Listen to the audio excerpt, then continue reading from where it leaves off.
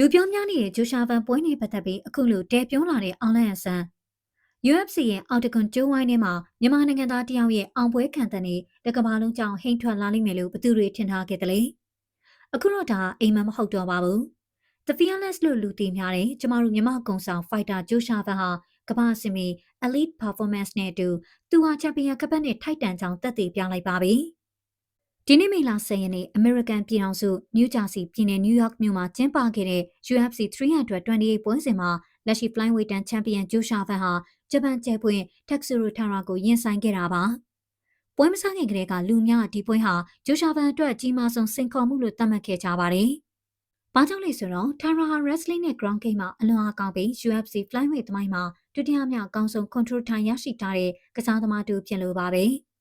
ပွဲစဉ်တစ်လျှောက်မှာလည်းထာရာကသူ့ရဲ့အားသာချက်ဖြစ်တဲ့ချုပ်ကွက်တွေကိုသုံးပြီးဂျိုရှာဗန်ကိုတော်လေးကတ်တွေ့အောင်ကြိုးစားခဲ့ပါတယ်။ဒါပေမဲ့ The Fearless ဂျိုရှာဗန်ကတော့တုံ့လုံသွားခြင်းမရှိပါဘူး။သူဟာ striker အသာစီအောင်အကွန်ဝေးကိုကောင်းကောင်းထိန်းချုပ်နိုင်ခဲ့တယ်လို့မျက်စံပြတ်သားရဲ့လက်သီးချက်တွေနဲ့ပွဲကိုဦးဆောင်ခဲ့ပါတယ်။နောက်ဆုံး9ချီမြောက်မှာတော့မြန်မာပရိသတ်တွေအားလုံးမျှော်လင့်နေတဲ့အလဲပြောင်းဖြစ်ပေါ်လာခဲ့ပါတယ်။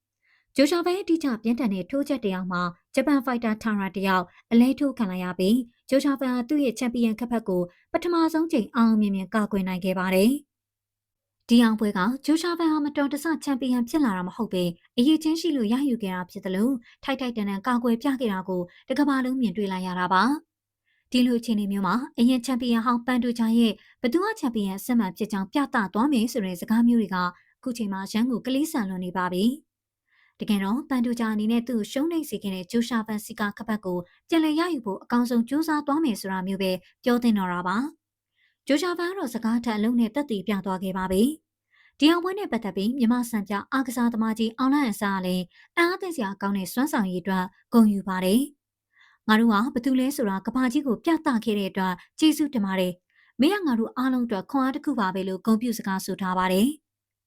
အသက်25နှစ်အရွယ်သာရှိသေးတဲ့ဒီချင်းလူငယ်ဖိုက်တာဟာ UFC မှာ10ပွဲထိုး9ပွဲနိုင်တပွဲရှုံးဆိုတဲ့ထူးချွန်တဲ့မှတ်တမ်းကိုပိုင်ဆိုင်ထားပြီးမြမအလံကိုကမ္ဘာအဆင့်မီအောင်စင်မြင့်ထက်မှာဂုဏ်သိက္ခာရှိရှိလွှင့်ထူနိုင်ခဲ့ပါတယ်။ဂျိုရှာဗန်ရဲ့အောင်မြင်မှုဟာသူ့အတွက်တည်းမဟုတ်ပဲမြမပြည်သူတွေအားလုံးအတွက်ဂုဏ်ယူစရာနေ့တစ်နေ့ဖြစ်ခဲ့ပါတယ်။အားလုံးမေးချင်တာကဂျိုရှာဗန်အနေနဲ့နောက်ထပ်ဘယ်လိုစိန်ခေါ်မှုတွေကိုကြော်ဖြတ်ပြအောင်မလဲ။ထာရာကိုအလဲထိုးပြလိုက်တဲ့ဂျိုရှာဗန်ရဲ့ performance ပေါ်ပရိသတ်တို့ရောဘယ်လိုမြင်ကြပါသလဲ။ comment မှာဝင်ရောက်ဆွေးနွေးပေးသွားကြပါအောင်ရှင်။